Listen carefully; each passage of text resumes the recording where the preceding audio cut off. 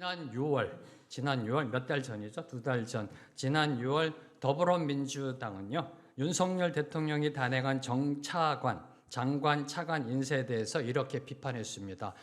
뉴스 헤드라인을 제가 읽어드리는 겁니다. 하나같이 자격 없는 구제불능의 인사. 그리고 며칠 전에 김기현 국민의힘 대표는요. 더불어민주당 김은경 혁신위원장으로 촉발된 노인 비하 논란에 민주당을 향해 이렇게 일침을 놓았습니다. 민주당 구제불능 막가파 패륜당. 네. 지금 여야는 서로를 향해 손가락질하며 구제불능이다라고 비판하고 있습니다. 여러분이 조금만 관심을 갖고 보면요, 이 구제불능이란 단어가 남발하고 있습니다. 서로가 서로를 향해 구제불능이다. 어쩌면 지금 대한민국의 정치는 구제불능의 늪에 빠져 있는지도 모릅니다.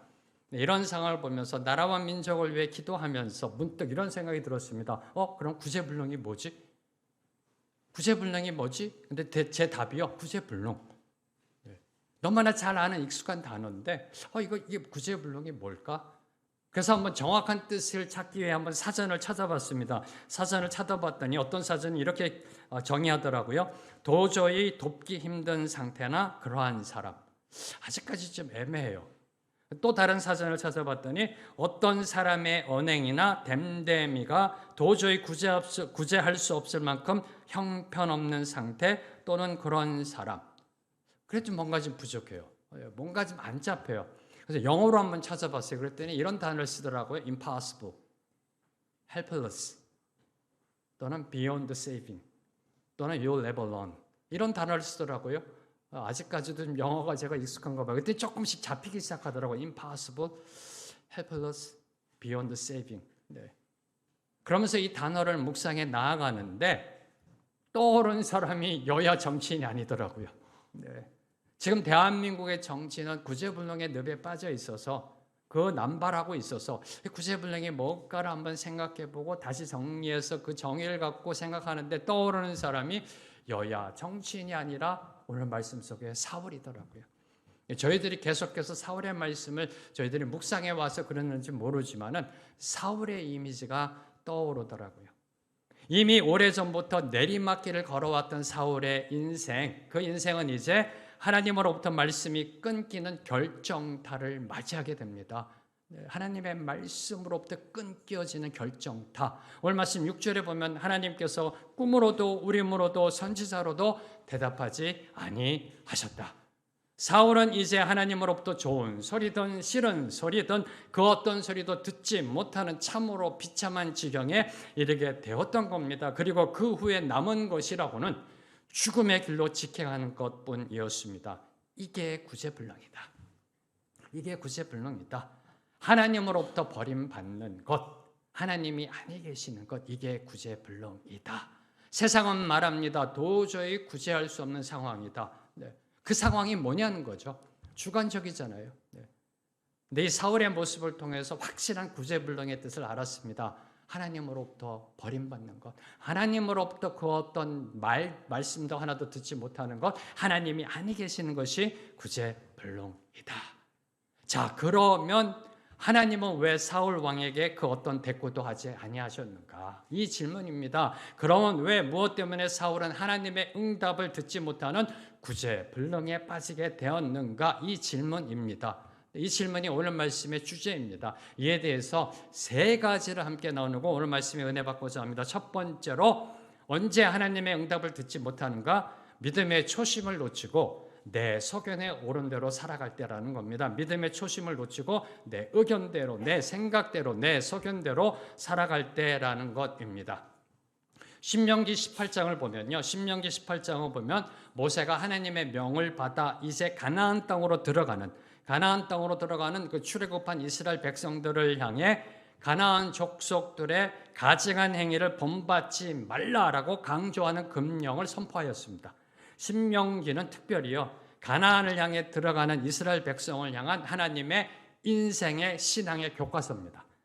이제 내가 너희에게 약속한 땅으로 들어가거든 이렇게 살아가라라고 말씀하신, 다시 말해 그들의 신앙의 초심이요 인생의 초심이 바로 이 신명기의 말씀입니다. 특별히 18장에서는 가나안 땅의 족속들의 가증한 것을 본받지 말라. 그리고 11절에서 이렇게 하나님은 명령하셨습니다. 신접자나 박수를 너희 가운데 용납하지 말라.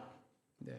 신접한 자 박수는요, 오늘날로 말하자면 강신술사나 또는 영매 또는 무당, 그들을 가리킵니다. 네. 무당과 같이 귀신에 사로잡혀 미신을 행하는 자들을 의미하고 있는 겁니다. 이런 자들을 반드시 죽이고 내쫓을 것을 명하신 후에 하나님께서 이어지는 12절에서 이렇게 경고하셨습니다. 신명기 18장 12절 말씀 함께 읽습니다. 시작. 이런 일을 행하는 모든 자를 여호와께서 가증히 여기시나니 이런 가증한 일로 말미암아 내 하나님 여호와께서 그들을 내 앞에서 쫓아내시느니라. 신접한 자나 박수, 가증한 것이다. 하나님 보시기에 참으로 가증한 것이다 라고 하나님께서 말씀하셨습니다. 오늘 말씀 3절을 보면요, 이 신명기의 말씀대로 사울은 신접한 자와 박수를 그 땅에서 쫓아내었습니다. 사울 집권 초기에 있었던 겁니다. 3절에 사무엘이 죽었다, 신접한 자 박수를 내쫓았다라는 것은 사울의 과거에 있었던 일을 요약해 놓은 겁니다. 사울 왕이 집권 초기에 신접한 자와 박수를 내쫓았습니다. 왜요? 하나님이 신명기에 그렇게 말씀하셨기 때문에 그 말씀에 순종해서 내쫓았습니다. 그런데 오늘 말씀 7절을 보면 3절에서는 내쫓았다라고 선포되어 있는데 7절에서 보면 사울이 그의 신하들에게 이르되 나를 위하여 신접한 여인을 찾으라. 도대체 무슨 일이 일어났기에, 도대체 왜 무엇 때문에 사울은 하나님이 가증히 여기시는 짓을 하고 있는가라는 겁니다. 분명 잘못된 것인 줄 알면서 본인이 내쫓았잖아요. 본인이 왕명으로 내쫓았잖아요. 잘못된 것인 줄 알면서 왜 신접한 여인을 지금 찾고 있는가라는 겁니다. 3절과 7절 사이에 어떤 일이 일어났는가? 4절과 5절을 보면요, 오늘 말씀 4절과 5절을 보면은 블레셋 군대가 이스라엘을 침공하였다라고 합니다. 그로 인해 사울이 두려워 크게 떨었다라고 4절과 5절에 기록되어 있습니다. 자, 그러면 사울은 왜 두려워 떨었는가? 아니, 블레셋 군대와 싸움한 것이 한두 번이 아니잖아요.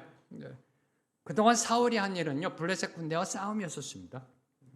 블레셋 군대와 전쟁한 것이 한두 번도 아닌데 왜 지금 두려워 떨고 있느냐? 저희가 지금까지 살펴본 말씀에 의하면 다윗을 쫓다가 엔게디 광야에서 블레셋 군대가 쳐들어왔던 소식을 듣고 가서 블레셋 군대를 무찔렀습니다. 한두 번이 아닙니다. 근데 왜 블레셋 군대가 침공했다고 해서 두려워 떨었는가? 6절, 하나님이 사울의 기도에 아무런 응답을 하지 않으셨기 때문인가요? 하나님이 우림으로도 선지자로도 꿈으로도 말씀하지 않으셨기 때문에 크게 두려워 떨었던가요? 6절에 기록되어 있습니다. 아니라는 겁니다. 크게 두려워 떨었다는 것은 5절에 기록되어 있습니다. 네, 이미 크게 두려워 떨었습니다. 이미 사울은요, 블레셋이 침공하였을 때 크게 두려워 떨고 있었습니다. 그래서 주목하는 거 4절 말씀. 4절 말씀을 보면은 블레셋 군대가 수넴에 진을 쳤다라고 기록하고 있습니다. 블레셋 사람들이 모여 수넴에 이르러 진침에 사울이 온 이스라엘을 모아 길보아에 진쳤더니 5절, 사울이 그 블레셋 사람의 군대를 보고 두려워서 그의 마음이 크게 떨린지라. 수넴에 진을 친 블레셋 군대를 보고 크게 떨고 두려워 떨었다는 겁니다. 여기에 힌트가 있는 겁니다. 수넴이라는 도시, 수넴이라는 것은 갈릴리 남쪽 이스라엘 평지 부근에 있는 이스라엘의 남과 북을 연결하는 전략적 요충지입니다. 네, 이스라엘의 북과 이스라엘의 남을 연결하는 중앙쯤에 있는 그러한 중간 요충지입니다. 바로 이것을 블레셋 군대가 점령하여 진을 친 겁니다. 이 이스라엘이라는 나라의 허리를 가운데를 잘라버린 겁니다. 네. 이 수넴의 진을 침으로 인하여 사울이 이스라엘 북쪽 지파의 원조를 받는 것이 원천적으로 차단되었기 때문에 남쪽 지파는 주로 유다 지파입니다. 유다 지파, 다윗이 속한 유다 지파고요. 이 사울이 기댈 수 있는 것은 북쪽 지파입니다. 근데 북쪽 지파로부터 원조를 받을 수 있는 것이 원천적으로 차단되었기 때문에 그래서 두려워 그 마음이 크게 떨릴 수밖에 없었던 겁니다. 그처럼 다급한 상황이 되니까, 내 힘으로는 안 되니까, 인간적인 방법으로는 도저히 어찌할 방도가 없으니까 그래도 그 전에는 이스라엘 북쪽 지파와 연합하여 블레셋 군대를 무찔렀는데 지금은 그것도 할 수 없으니까 어찌할 방법이 없으니까 그제서야 사울은 하나님께 나아가 도움을 구하려고 온갖 방법으로 발버둥 쳤습니다. 그런데 그 결과는 6절 말씀 보면 사울이 여호와께 묻자오되 여호와께서 꿈으로도 우림으로도 선지자로도 그에게 대답하지 아니하시므로 온갖 방법으로요. 꿈으로도 찾았고요. 네. 제사장 불러서 우림과 둠림으로도 찾았고요. 이 선지자 저 선지자 불러서 하나님께 구했는데 하나님이 대답하지 아니하셨다. 이때 만약에 여러분이 사울이라면 어떻게 하셨겠는지요? 한번 묵상해 보세요. 네. 이때 여러분이 사울이라면 꿈으로도 선지자로도 우림으로도 대답을 안 하세요.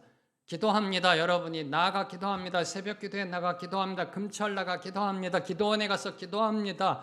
40일 금식 기도합니다. 그런데 하나님이 대답을 안 하세요. 어떻게 하시겠습니까? 아니 어떻게 해야 하나요? 어떻게 해야 하나요? 에이 이참에 바꿔버리자 종교. 아유 이래야 되나요? 아니다. 내가 다니는 교회가 좀 그런가? 담임 목사 조금 영빨이 없어. 아니, 옮겨버릴까? 이래야 되나요? 하나님이 왜 나에게 말씀하지 아니하시는지 그 이유를 묵상하며 주님 앞에 엎드려 자복하고 회개했어야만 했다라는 겁니다. 그래야 되지 않나요? 왜 하나님이 나에게 말씀하지 아니하시는지, 살아계신 그분이 왜 나의 기도에 응답하지 아니하시는지, 상한 심령과 통해하는 마음으로 나에게 무슨 문제가 있는 거지, 도대체 왜 하나님과의 영적 채널이 끊겼는지 하나님 앞에 자복해야 되는 거 아닌가요? 하나님 앞에 엎드려야 되는 거 아닌가요? 주님 제가 도대체 무엇을 잘못했습니까? 주님 제가 보지 못하는 거 있습니까? 깨닫게 하여 주시옵소서, 알게 하여 주시옵소서 라고 상한 심령으로 주님 앞에 엎드려야 되는 거 아닌가요? 그런데 오늘 말씀을 보면 사울은 정말 어처구니 없는 발상을 하고 있습니다. 7절 말씀, 오늘 말씀 7절 말씀 함께 읽습니다. 시작. 사울이 그의 신하들에게 이르되 나를 위하여 신접한 여인을 찾으라. 내가 그리로 가서 그에게 물으리라 하니 그의 신하들이 그에게 이르되 보소서 엔돌에 신접한 여인이 있나이다. 여호와께서 그에게 대답하지 아니하시므로. 7절 사울이 그의 신하들에게 이르되 나를 위하여 신접한 여인을 찾으라. 하나님이 응답하지 않으시자 오래전 집권 초기에 왕명을 내려 다 내쫓았던 무당을 이제 스스로 찾아 나선 겁니다. 하나님이 대답하지 아니하시니까 자기가 자기 입으로 선포했던 왕명, 그 왕명을 어기고 스스로 지금 신접한 자 무당을 스스로 찾아 나서고 있는 겁니다. 정말 안타까운 거. 6절과 7절 사이에 하나님이 그에게 대답하지 아니하시므로 사울이 그의 신하들에게 이르되, 6절과 7절 사이에 그 어떤 주저함이나 거리낌이 없었다는 거예요. 그래서 이 부분이 마음에 걸리는 겁니다. 네. 뭔가 주저함이 있고 거리낌이 있고요. 네. 6절 지나고 한 10절 가서 이 7절이 나왔다면 그래도 사울이 뭔가 좀 노력했다는 게 나오는데 거리낌이나 주저함이 없었다라는 겁니다. 꼭 이런 것 같아요. 말 안 해줘? 그럼 내가 다른 데 가서 듣지. 이런 느낌이에요. 네. 너밖에 없는 줄 알아? 이런 느낌이에요. 느낌이 꼭 그런 느낌입니다. 대답하지 아니하심으로 사울이 그의 신하들에게 이르되 신접한 자를 찾으라. 네. 그런 느낌이에요. 이렇게요. 네. 바로 이 구제불능. 이 구제불능의 핵심이 어디에 있는지 아세요? 어쩌다 이렇게 구제불능에 빠졌는지 그 핵심이 어디에 있는지 아세요? 이 구제불능의 핵심은 바로 7절 말씀에 사울이 그의 신하들에게 이르되 신접한 여인을 찾으라. 아니요, 나를 위하여. 나를 위하여 신접한 여인을 찾으라라고 말하고 있다는 겁니다. 나를 위하여. 내가 인생의 중심이 되면요, 주위에 있는 사람들은 그저 나를 위해 존재하는 사람으로 전락시킵니다. 내가 인생의 중심이 되면 다른 사람들은 나를 위해 존재해야 돼요. 네. 자신에게 방해가 된다고 생각하면요, 하나님의 제사장들도 죽여버려요. 85명이나 죽였습니다, 사울은요. 네. 그리고 하나님도 도움이 안 된다라고 생각하면 가차없이 등을 돌립니다. 네. 미련 없이 등을 돌려서 세상에 손을 내밉니다. 심지어 오늘 말씀 속에 우상, 귀신에게까지 손을 내밀고 말게 되는 겁니다. 바로 이것이 믿음의 초심을 잃어버린 모습이라는 겁니다. 믿음의 초심을 잃어버린 모습. 나를 위하여 나아가는 이러한 모습으로 타락하게 된 구제불능의 모습을 보여주고 있는 겁니다. 사랑하는 성도 여러분, 우리가 이 세상을 살아가면서요, 이 세상을 살아가면서 어떤 일을 행함에 있어서 중요한 두 가지가 있습니다. 무슨 일을 행하실 때 기억해야 될 두 가지 중요한 것이 있습니다. 첫 번째로 시작을 잘해야 된다. 그렇죠? 시작이 반이다라고 그러잖아요. 시작을 잘해야 됩니다. 그리고 두 번째로 좋은 시작보다 더 중요한 것은 그 좋은 시작을 유지하는 것이다라는 겁니다. 이 세상을 살아가며 무슨 일을 하더라도요, 어떤 일을 하더라도요, 직장, 일터, 가정, 교회에서 무슨 일을 하더라도 시작을 잘해야 됩니다. 시작부터 삐끗하면 안 되잖아요. 첫 단추부터 잘 해야 되잖아요. 시작이 반입니다. 근데 그 다음으로 중요한 거, 좋은 시작도 중요하지만 그 좋은 시작을 끝까지 유지하는 것. 이것이 참으로 중요함을 보여주고 있는 겁니다. 우리 신앙의 여정은요, 100m 달리기 경주가 아니에요. 단거리 경주가 아니에요. 마라톤입니다. 우리의 인생, 우리의 신앙은 마라톤 경주입니다. 처음 출발할 때, 처음 출발선에서 출발할 때 가졌던 그 마음가짐, 각오, 그리고 심지어 컨디션까지 계속해서 끝까지 유지해야 제대로 완주할 수 있는 것이 마라톤이고 우리 인생이라는 겁니다. 바로 이 부분을 사울이 놓쳤던 겁니다. 바로 이 부분을요. 대체적으로 일반적으로요, 성도들께서 어느 정도의 신앙의 연조가 쌓이면, 신앙의 경륜이 쌓이면요, 성경을 읽고 성경 공부하고 신앙의 연배가 쌓이면요, 처음과 달라집니다. 처음과 달리 영적으로 나태해지거나 교만해져서 첫 믿음을 잃기 쉬웁니다. 바로 그것이 저와 여러분을 죄의 유혹에 넘어가게 만드는 그 출발점이 된다라는 겁니다. 다시 선포합니다. 신앙의 연조가 쌓이면요, 영적으로 나태해지거나 교만해질 때가 있습니다. 바로 그때가 죄의 유혹으로 넘어가는 그 출발점이 된다라는 겁니다. 그래서 히브리서 3장 14절은 다음과 같이 권면하고 있습니다. 히브리서 3장 14절 말씀 함께 읽습니다. 시작. 우리가 시작할 때 확신하는 것을 끝까지 견고히 잡고 있으면 그리스도와 함께 참여한 자가 되리라. 우리가 시작할 때 확신한 것을 끝까지 견고히 잡고 있으면 그리스도와 함께 참여한 자, 하나님 나라의 영광을 누리는 자, 저 하늘 번영으로 돌아가는 자, 영생의 축복을 누리는 자가 된다라고 선포하고 있습니다. 히브리서 저자는 오늘도 저와 여러분에게 동일하게 명령하고 있습니다. 끝까지 견고히 잡고 있으라. 끝까지 잡고 있으라. 그것도 견고히 잡고 있으라. 무엇을요? 무엇을 끝까지 견고히 잡고 있으라? 시작할 때 확신한 것. 시작할 때 확신한 것을 끝까지 견고히 잡고 있으라. 그래야 그리스도와 함께 참여한 자가 된다라고 합니다. 그럼 시작할 때 확신한 게 뭘까요? 시작할 때 확신한 것? 그것은 바로 주님의 십자가 은혜로 구원받은 것. 그죠? 시작할 때, 우리가 믿음의 여정을 시작할 때 확신한 것. 주님만이 나의 길이요 진리요 생명이시다. 이 복음만이 나의 생명이다. 이 복음을 놓치면 나는 죽는다. 하나님의 말씀대로 살아가야 한다. 복음이 진리다. 등등등 이 복음의 진리에 관한 것. 시작할 때, 믿음의 여정을 시작할 때 확신한 것들 있잖아요. 그래서 여러분이 교회 나오시는 거잖아요. 그래서 여러분이 주님을 믿는 거죠. 그 확신한 것, 복음의 진리, 그거를 끝까지 잡으라라고 이야기하고 있습니다. 자, 여러분 한번 여러분의 인생을 생각해 보세요. 신앙의 여정을 생각해 보세요. 이러한 복음의 진리, 십자가의 진리에 대해서 여러분 언제 강하게 확신을 느끼셨는지요? 시작할 때입니다. 시작할 때. 그렇기 때문에 교회 나오시는 거 아니에요? 시작할 때 이 복음의 진리가요, 내 영혼에 들어오고 내 뼛속까지 들어왔기 때문에 이거구나.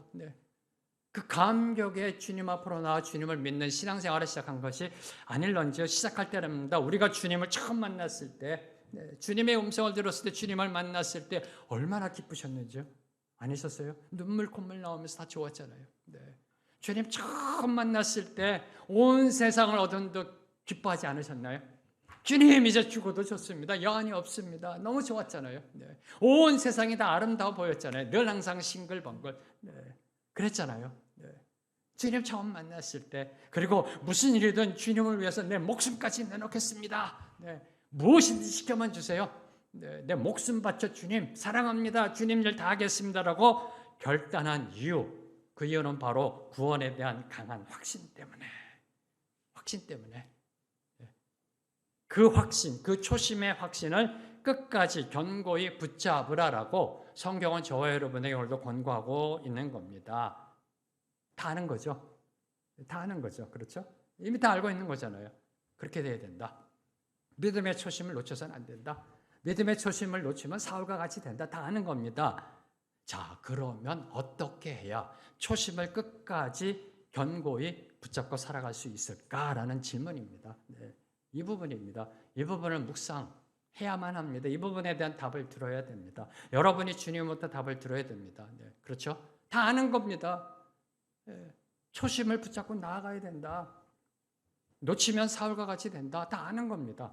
자, 그러면 어떻게 확신한 것, 시작할 때 확신한 것, 초심을 끝까지 붙잡고 나아갈 수 있을까? 저는 이 부분을 묵상하는데 의외로 답이 간단하게 나왔습니다. 네, 여러분도 여러분의 답을 들어야 됩니다. 네, 저에게 하나님이 이렇게 말씀하시더라고요. 네, 너무 간단했습니다. 황 목사, 오늘이 너의 마지막 날이 될 수 있어. 이렇게 말씀하시더라고요. 이 질문을 묵상하는데, 네, 오늘이 나의 마지막 날이다라고 생각하며 살아가면 된다라는 겁니다. 의외로 간단하더라고요. 어떻게 처음 시작할 때 확신한 것을 끝까지 견고히 붙잡고 살아갈 수 있을까? 오늘이 나의 마지막 날이다. 오늘이 나의 마지막 날이 될 수 있다라는 절박감으로 하루하루를 살아가면 된다라는 겁니다. 사랑하는 성도 여러분, 우리가 사는 세상 영원한 것 아닙니다. 영원할 줄로 생각하세요? 아니란 거 알잖아요. 저와 여러분의 인생도 언젠가 그 끝이 나게 되어 있습니다. 죽음이라는 끝이 기다리고 있고 이 세상도 주님이 다시 오시면 그 끝을 보게 되어 있습니다. 이걸 갖다 전문 용어로 개인적인 종말과 역사적인 종말은 반드시 온다라는 것입니다. 물리학적으로 증명된 거, 네, 엔트로피 법칙, 물리학 제2 연력학 법칙, 네, 엔트로피 사라진다, 다 없어진다. 끝은 오게 되어 있다라는 겁니다. 그 끝이 오늘이 될 수도 있다라는 겁니다. 네, 그 끝이 오늘이 될 수 있다. 네. 이 사실을 머릿속에 두고 살아가면요, 하루하루를 그냥 허투루 보낼 수가 없는 겁니다. 하루하루를 그냥 대충 살아갈 수가 없는 겁니다. 왜요? 내일이 없으니까. 네. 내일이 반드시 온다라고 그 어느 누가 장담할 수 있겠습니까? 여러분 장담할 수 있으세요? 네. 여러분에게 내일이 있다라고 확신할 수 있으세요? 장담할 수 있는 사람은 없습니다. 지금 숨을 쉬고 있는 이 순간이 나의 마지막이 될 수도 있다라는 각오로 하루하루를 살아낼 때 하나님이 기뻐 받으시는 삶을 살아낼 수 있다라는 겁니다. 믿음의 초심을 끝까지 붙잡음으로 사울과 같은 이런 실수를 범하지 않게 된다라는 겁니다. 그래서 유명한 라틴어 격언은 이렇게 선포하고 있잖아요. 까르페 디엠. 네, 까르페 디엠. 저희들이 빌립보서 말씀으로 은혜 받을 때 이 부분에 대해서도 저희가 은혜 받았습니다. 까르페 디엠. Seize the day. 오늘을 붙잡으라. 현재를 붙잡으라. 두 번째로 하나님이 왜 응답하지 아니하시는가? 하나님은요, 점쟁이나 무당을 찾듯이 하나님을 찾을 때 절대로 응답하지 아니하십니다. 다시 선포합니다. 하나님은 점쟁이나 무당을 찾듯이 하나님을 찾을 때 절대로 응답하지 아니하신다라는 겁니다. 이 모습이 오늘 사울의 모습 속에 들어가 있습니다. 먼저 8절 말씀 함께 읽습니다. 시작. 다시 8절 읽습니다. 시작. 사울이 다른 옷을 입어 변장하고 두 사람과 함께 갈새 그들이 밤에 그 여인에게 이르러서는 사울이 이르되 청하노니 나를 위하여 신접한 술법으로 내가 내게 말하는 사람을 불러오리라 하니. 사울은 신하들로부터요, 신접한 여인이 엔돌에 있다라는 소식을 듣습니다. 그 정보를 듣고서 오늘 말씀 8절을 보면 변장을 하고 그것도 밤에 그녀를 찾아갔다라고 기록되어 있습니다. 자, 이는 자신의 행동이 떳떳하지 못하다. 변장을 하고 그것도 밤에 찾아갑니다. 낯부끄러운 행동이다 라는 사실을 알고 있었음을 암시하고 있는 겁니다. 누가? 사울이. 네, 이거는 떳떳하지 못하다. 이거는 낯부끄러운 일이다라는 것을 사울이 알고 있었음을 암시합니다. 그렇게 낯부끄럽게 찾아간 신접한 여인에게 사울은 다음과 같이 요청합니다. 나를 위하여 신접한 술법으로 내가 내게 말하는 사람 사무엘의 영을 불러 올리라라고 말하고 있습니다. 참으로 한심한 작태입니다. 참으로 한심합니다. 사울이 세상 사람 아닙니다. 여러분이 놓치지 말아야 될 거, 사울 교회 다니는 사람입니다. 하나님의 백성입니다. 말씀 읽는 사람이고 제사 드리는 사람이고요. 네. 하나님의 선택한 민족 이스라엘의 왕이라니까요. 네. 조찬 기도에 드리고요. 네. 그런 사람이라니까요. 참으로 한심해요. 참으로 한심한 작태입니다. 왜요? 사무엘의 영을 무당을 통해서라도 만나보겠다고 한 것은요, 곧 하나님의 선지자를 무당과 같은 수준에 있는 자들로 여겼다라는 겁니다. 그런 수준으로 여겼다는 겁니다. 그런데 사울은 여기서 멈추지 않습니다. 더 한심하게 나아갑니다. 더 한심한 짓을 합니다. 신접한 여인이 사울이 내렸던 특명, 사무엘의 영을 불러오리라 그랬더니 이 엔돌에 있던 신접한 여인이 이렇게 얘기합니다. 사울이 그 전에 왕명을 내려서 신접한 짓을 하면 사형에 처한다고 그랬다. 네가 나에게 올무를 놓고서 나를 죽이려 하느냐. 네, 두려워합니다. 네. 사울이 내렸던 그 특명, 왕명을 상기하며 자신은 결코 죽을 짓을 할 수 없다라고 겁을 내자 사울은 그 여인을 다음과 같이 설득합니다.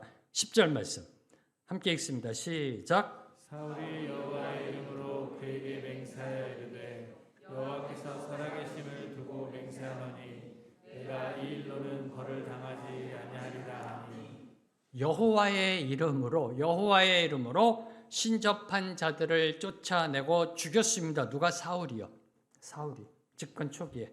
근데 이제 와서는 바로 그 여호와의 이름을 빌어서 그 신접한 여인의 생명을 보장해주고 있는 겁니다. 사울이 여호와의 이름으로 그에게 맹세하여 이르되, 와, 추하지 않으세요? 전 추하다는 생각이 들더라고요. 이 부분을 묵상하는데 너무너무 추하다. 어떻게 여호와의 이름을 이렇게 경홀히 여길 수가 있는가? 만홀히 여길 수가 있는가? 참으로 한심하고 추하고 파렴치한 작태입니다.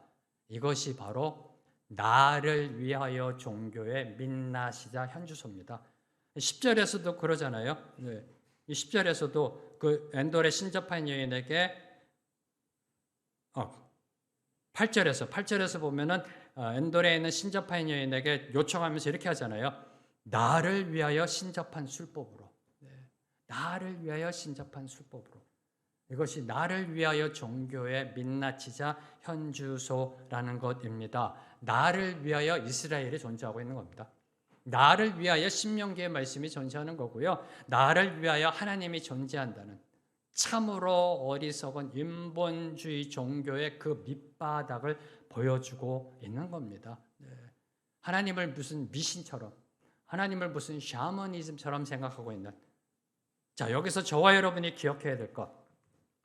하나님은 사무엘 선지자가 살아있을 때요. 사무엘 선지자가 살아있을 때 사무엘 선지자를 통하여 사울에게 계속해서 수차례 말씀하셨다는 사실입니다. 하나님이 말씀을 그동안 안 하셔서 지금 사울이 사무엘의 죽은 영을 불러 올려서 하나님의 말씀을 듣고자 하는 게 아니라 사무엘 선지자가 살아 계실 때 그때 하나님이 사무엘 선지자를 통해 사울 왕에게 계속해서 말씀하셨다라는 겁니다. 그런데 이제 와서 죽은 사무엘의 영을 찾아 올려 하나님의 말씀을 듣겠다? 참으로 파렴치한 거 아닌가요? 사무엘 선지자에 대한 예의도 아니에요. 우리 하나님을 향한 경외도 아닙니다. 그저 다급하니까 발등에 불 떨어졌으니까 우선 그 급한 불이라도 끄려고 하나님과 선지자를 무당과 귀신처럼 여긴 지극히 가증적인 불신앙의 발로라는 겁니다. 다시 선포합니다. 하나님과 선지자를 무당과 귀신처럼 여긴 참으로 지극히 가증스러운 불신앙의 발로이다. 한마디로 무당 노름한 겁니다. 이 단어가 좀 익숙치 않으세요? 굿판 벌린 겁니다. 굿판. 하나님이 응답하지 않으시자 점쟁이 불러다 놓고 무당 불러다 놓고 굿판 벌린 겁니다. 굿판. 무당 노름한 겁니다. 하나님과 선지자를 무당과 귀신으로 여겨버리는. 혹시 지금 여러분 중에요, 점쟁이나 무당 찾아가시는 분 계실런지요? 아무도 없으시리라 믿습니다. 그렇죠? 네. 아무도 없으시리라 믿습니다. 그런데 문제는 이 사울의 인본주의적 모습이 오늘 저와 여러분의 신앙생활 속에서도 나타날 수 있다라는 겁니다. 점쟁이와 무당, 강신술사나 영매를 찾아가지 않는다 할지라도 이 사울의 이 인본주의적인 그 모습이 저와 여러분의 신앙생활 속에 나타날 수 있다라는 겁니다. 그래서 저와 여러분의 두려움이 있어야 되는 겁니다. 신앙생활을 하는 데 있어서 여러분에게 질문 하나 합니다. 제가 자주 강의나 설교할 때 던지는 질문입니다. 여러분 교회 왜 나오세요? 왜 교회 다니세요? 이 질문입니다. 교회 왜 다니세요? 몇 해 전 한국 기독교 목회자 협의회가 실시한 설문조사에 의하면요, 이 통계도 제가 몇 번 말씀드렸습니다. 이 통계에 의하면 현재 기독교인의 약 70%가 건강, 성공, 출세, 그리고 단순히 마음의 평안만을 구하는 현세지향적이며 기복적인 축복을 얻기 위해 교회에 다닌다라고 응답하였습니다. 70%. 저도 믿기지 않았어요. 저도 믿기지 않았습니다. 현재 지금 대한민국 교회 다니는 사람의 70%가 현세지향적이고 기복적인 축복, 건강, 출세, 그리고 성공, 그리고 마음의 평안. 그래서 교회 다닌다라고 응답하였다라고 했습니다. 그리고 그 다음에 또 한국 기독교 목회자협회가 실시한 다음 설문조사를 보더라도 계층별로 좀 더 심도 있게 하는 거 보더라도 이 수치는 변하지 않더라고요. 70에서 80%가 대한민국 기독교인이라 하는 1,000만 명이라고 그러면 그 중에 70에서 80%. 와, 이게 도저히 믿기지 않는 참으로 쇼킹한 현실이라는 겁니다. 그런 사람들, 현세지향적이고 기복주의적인 생각으로 교회 다니는 사람들, 그런 사람들은 대체적으로요, 예수 믿으면 자녀가 좋은 대학 가고 성공하고 출세할 것으로 생각합니다. 예수 믿으면 운수 대통할 줄로 믿습니다. 예수 믿습니까? 교회 나오면 사업이 대박 날 줄로 믿습니다. 예수 믿으면 질병이 고침받을 걸로 믿습니다. 무병, 장수, 부귀, 영화, 탄탄대로 만사 형통이 주어질 것으로 생각한다라는 겁니다. 심지어 목사를요, 무슨 복 빌어주는 사람 정도로 생각합니다. 야, 저기 목사님 들어가. 야, 축복받아야 돼. 무슨 목사를 복 빌어주는 사람 존재로 이렇게 생각한다라는 겁니다. 누가요? 현세지향적이고 기복주의적인 생각으로 교회 다니는 사람들, 우리나라 기독교인의 70%가 바로 이러한 목적을 갖고 교회를 다닌다라고 하는 겁니다. 예수 믿는다고 하면서요, 꼭 그 믿음이 꼭 무당 앞에서 무슨 복을 비는 것과 별 차이가 없다라는 겁니다. 다시 선포합니다. 예수 믿는 그 믿음이요, 무당 앞에서 복을 얻으려고 하는 그것과 별 차이가 없다라는 겁니다. 왜 예수 믿고 왜 교회 나오는가? 우리 자녀 좋은 대학 가고 좋은 직장 가고 성공하고 출세하고 우리 부모, 형제, 내 배우자 이 질병 좀 고침 받고 운수, 대통, 사업 대박 떵떵거리며 살고 싶은 이 복을 받고자 교회 나온다라는 겁니다.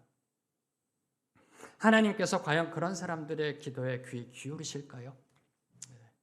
이 질문입니다. 하나님을 세상에 신접한 자나 박수 수준으로 생각하는 자들의 기도에 응답하고 싶으실까요? 자, 세 번째로 언제 하나님이 응답하지 아니하시는가? 일상의 삶이 하나님의 말씀대로 살지 못할 때입니다. 우리의 하루하루의 삶이 하나님의 말씀대로 살지 못할 때, 삶의 불순종으로 나아갈 때 하나님은 응답하지 않으신다라는 이 원리가 오늘 사울의 모습 속에 기록되어져 있습니다. 16절을 보면, 오늘 말씀 16절을 보면요, 이제 신접한 여인을 통해 불려 올린 사무엘의 영이 사울을 향해 대답한 그 첫 마디는, 사무엘이 이르되 여호와께서 너를 떠나 내 대적이 되셨거늘 내가 어찌하여 내게 묻느냐. 여러분이 한 가지 기억하셔야 될 거, 이 신접한 여인이 불려 올린 사무엘의 영은 사무엘의 영이 아니라는 겁니다. 귀신입니다. 절대로 죽은 영혼은 세상으로 올라올 수가 없습니다. 죽은 영혼은 둘 중에 하나로 갑니다. 하나님이 계시는 저 낙원으로, 아니면 저 음부로. 절대로 그 영이 올라올 수가 없습니다. 그러면 이게 뭐냐? 귀신이라니까요, 귀신. 그래서 영매나 강신술사나 이 신접한 자들이 이 귀신에 쌓여서 이 귀신 노름한다라니까요. 여러분 못 믿으시나 봐요. 하나님이 살아계신 믿으세요? 사탄도 살아 있습니다. 귀신도 있다라니까요. 사탄의 악한 세력들. 우리나라 이 귀신 말고 죽은 영혼이 하얀 소복 입고 머리 탁 내리고 하는 이 귀신 말고 여기 말하는 귀신은 악한 영들, 사탄이 부리는 악한 영들. 진짜 있습니다. 이 신들린 사람 있습니다. 그 팩트라니까요. 이 귀신, 악한 영에 의해서. 이 악한 영이라니까요. 귀신이 귀신같이 알잖아요. 귀신이 귀신같이 알아서 16절에 보면 사무엘에게 이르되 여호와께서 너를 떠나 내 대적이 되셨거늘 내가 어찌하여 내게 묻느냐. 이 귀신이 지금 하나님께 쓰임 받고 있는 거예요. 전형적인 귀신 노름이에요. 제가 이렇게 어느 프로그램에 보는데요. 벌써 44분인데 그래도 설교해야 되니까요. 어느 프로그램을 보는데 이 무당, 신접한 자에 대한 그 다큐멘터리였었어요. 오래전에요. 근데 이 사람들이 이구동성으로 고백하는 거 손님이 오면, 클라이언트가 오면은 제일 먼저 화부터 내고 딱 분위기부터 잡는데요. 반말하고 콘 내키고 이렇게 해요. 되게 그런데요. 그래서 영어로 꼼짝 못하게.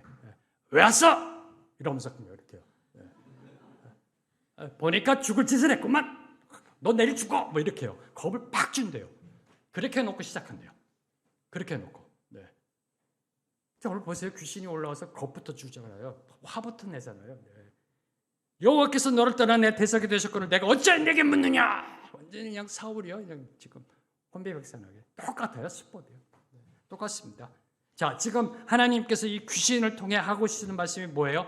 지금 와서 뭘 묻고 자시고자 하느냐 이겁니다. 이제 와서 뭘 묻고 자시고 할 것이 있느냐? 이제 모든 것이 끝났다라는 겁니다.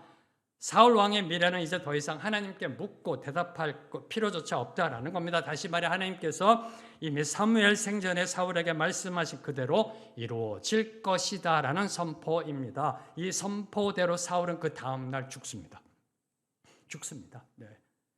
블레셋과의 전쟁에서 패하여 죽고 말았습니다. 사울 왕이 어쩌다 이렇게 됐을까요? 사울 왕이 어쩌다 이렇게 됐을까? 하나님의 백성인데 그래도 시작할 때는 정말 겸손한 사람이었습니다. 그래서 이스라엘의 첫 왕으로 기름 부음 받는 명예와 특권을 누렸습니다. 근데 어쩌다 이렇게 하나님과 말 한마디도 나눌 수 없는 그러한 구제불능의 관계가 되고 죽고 말았는가? 그 결정적인 이유는 바로 오늘 말씀 18절 말씀 함께 읽습니다. 시작. 내가 여호와의 목소리를 순종하지 아니하고 그의 진노를 아말렉에게 쏟지 아니하였으므로 여호와께서 오늘 이 일을 내게 행하셨고. 사울의 인생이 내리막길로 추락하기 시작한 그 출발점은 다름 아닌 불순종이었다라는 겁니다. 여호와의 목소리를 순종하지 아니하고 여호와의 목소리를 순종하지 아니하고 그리고 그 불순종의 시작은 다름 아닌 아말렉과의 전쟁이었음을 성경은 선포하고 있습니다. 그의 진노를 아말렉에게 쏟지 아니하였으므로 정리합니다. 사울의 인생의 내리막길의 시작은 불순종이고 그 불순종의 시작은 아말렉과의 전쟁이었다라는 겁니다. 성경을 보면 사울이 이스라엘의 왕이 되자 하나님은 아말렉 족속을 진멸하라고 말합니다. 왜? 악한 민족입니다. 악한 민족입니다. 이 악한 사탄 마귀에 휘둘림 받는 민족입니다. 이 악한 민족, 이 아말렉에 속한 모든 것을 진멸하라고 명하셨습니다. 그런데 사울은 하나님의 엄명이 있었음에도 불구하고 사무엘상 15장 9절을 보면 아각은 이 아말렉의 왕입니다. 아각과 그의 양과 소의 가장 좋은 것 또는 기름진 것과 어린 양과 모든 좋은 것을 남기고 진멸하기를 즐겨 아니하고의 불순종을 범하였던 겁니다. 다시 정리합니다. 사울의 인생이 내리막길로 들어가게 된 시작점은 불순종입니다. 그 불순종의 시작은 아말렉과의 전쟁입니다. 아말렉과의 전쟁에서 하나님이 모든 걸 진멸하라 명하셨는데 사울은 가장 좋은 것을 남겨놓았던 겁니다. 가장 좋은 것. 왜요? For me, for him. 가장 좋은 거 왜 남겼어 사울이요? for him. 자기가 먹으려고 여기서부터 출발이 됐다는 겁니다. 여기서부터. 인생의 내리막길의 시작은 불순종이고 그 불순종의 시작은 아말렉과의 전쟁이었는데 아말렉과의 전쟁은 for him, 좋은 거 남겨놓았다는 겁니다. 나를 위하여. 나를 위하여. 여기서부터 사울의 신앙이 타락했던 겁니다. 하나님의 신앙에서 나를 위하여 종교로 타락한 겁니다. 하나님의 말씀보다 나의 소견에 옳은 대로의 변질이 이루어졌던 겁니다. 일요일 날은 넥타이 매고 옷 거룩하게 입고 교회 나와 주님께 예배합니다. 거룩한 척합니다. 제대로 된 척합니다. 그런데 월요일부터 토요일까지는 제멋대로 사는 인생, 내 마음대로 사는 인생, 하나님의 말씀에 불순종하며 사는 인생의 모습을 사는 것이 바로 사울이었던 겁니다. 일요일날 주일날 하나님 앞에 제사 갈 때는 왕으로서 그 앞에 서가지고 제사를 집례하고 그 앞에 서서 거룩한 척 찬양하고 기도하고, 그런데 월요일부터 토요일까지는 지멋대로. 이게 문제예요. 제대로에서 타락하는 건요, 이 제대로에 내 멋이 들어갈 때 타락하게 돼 있어요. 그래서 제 멋대로예요. 안 웃으시는구나. 전 이거 아마 웃으실 줄 알았는데. 제대로 된 인생에서 망가지기 시작하는 건 내 멋을 집어넣을 때 그 인생, 내 멋. 그래서 제 멋대로가 되는 겁니다. 제 멋대로. 자기를 위하여. 바로 그 모습. 그것이 바로 하나님의 말씀에 불순종함으로 나아가 하나님께 하나님으로부터 버림받게 되었던 겁니다. 물론 하나님은 이때 사울을 버리지 않으셨습니다. 이때요.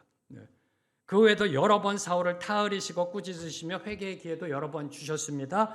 다윗을 통해 2번이나 결정적인 기회도 주셨습니다. 그런데 사울은 돌이키지 않았다라는 겁니다. 잠시 순간적인 감정의 후회나 참회는 있었습니다. 감정적인 후회는 있었습니다. 그러나 오히려 이전보다 더 악한 행위들로 나아갔습니다. 그 결과가 오늘 말씀입니다. 그 결과가 사울은 하나님의 마지노선을 넘어도 한참 넘어가 버렸던 겁니다. 하나님의 말씀을 듣는 것을요, 하나님의 말씀을 듣는 것을 무당을 찾아가서 좋은 운세 받는 것처럼 여기는 것도 지극히 가증스러운 일입니다. 다시 선포합니다.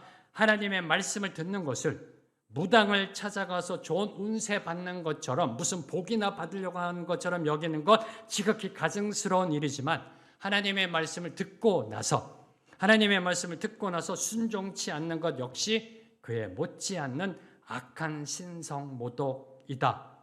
하나님을 깔보는 겁니다. 하나님을 깔보는 겁니다. 하나님의 말씀은요, 달면 삼키고 쓰면 뱉는 게 아닙니다. 아니, 하나님이 말씀하시는데 들은 채 만취한다라는 것, 하극상의 건방입니다. 하극상의 건방, 피조물 주제. 저와 여러분 하나님의 피조물이라니까요. 하극상 중에 건방 떠는 거예요. 아주 하나님을 깔보는 이거 신성모독에다가요, 바로 이 불순종을 사울이 범했던 겁니다.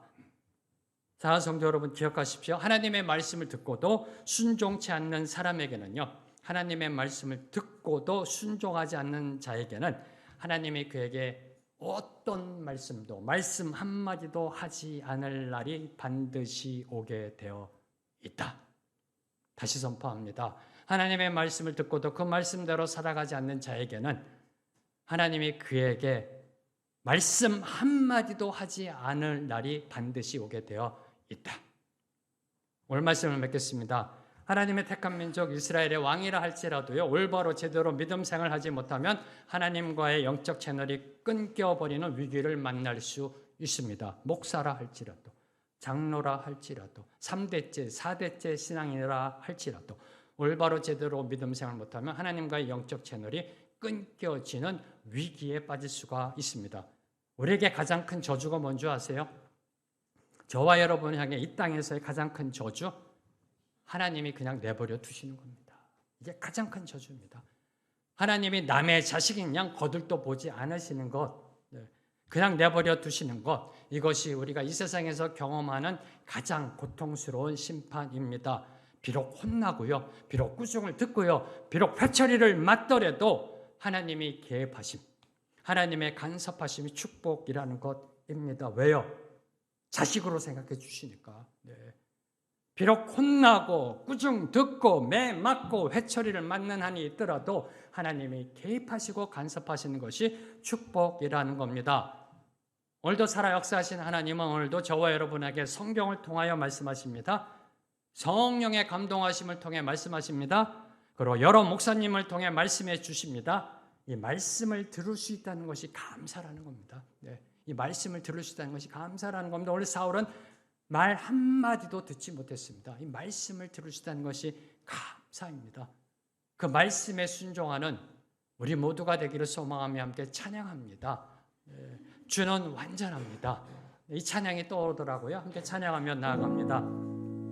오직 주님만이 길이기 때문에 주님 말씀에 순종해야 됩니다. 그 길 따라갈 때 우리의 신앙이 완성되고요. 우리의 연약함, 우리의 넘어짐 주님께서 다시 일으켜 세울 줄로 믿습니다. 함께 찬양합니다.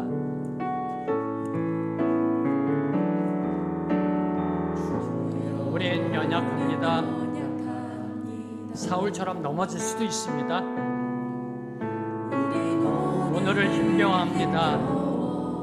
닥쳐진 인생의 시련과 고난 가운데 힘들어할 수 있습니다. 많이 부족합니다. 많이 부족합니다. 우린 연약합니다. 주여 우린 넘어집니다. 주여 우린 넘어집니다. 오늘 하루 또 실수합니다.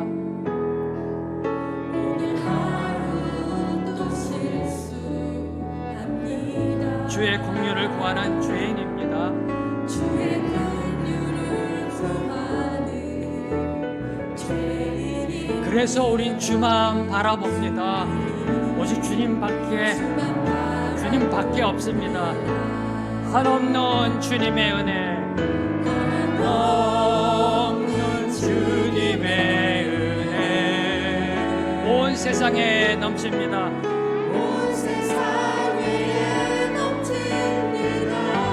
가릴 수 없는 주 영광, 가릴 수 없는 주 영광, 온 땅 위에 충만합니다. 주님만이 길이오니, 만이 길이오니, 우린 그 길 따라갑니다.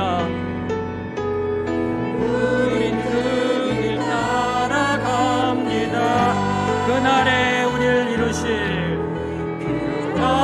그날에 우리를 이루실 주는 완전한 한없는 주님의 은혜, 한없는 주님의 은혜 온 세상 위에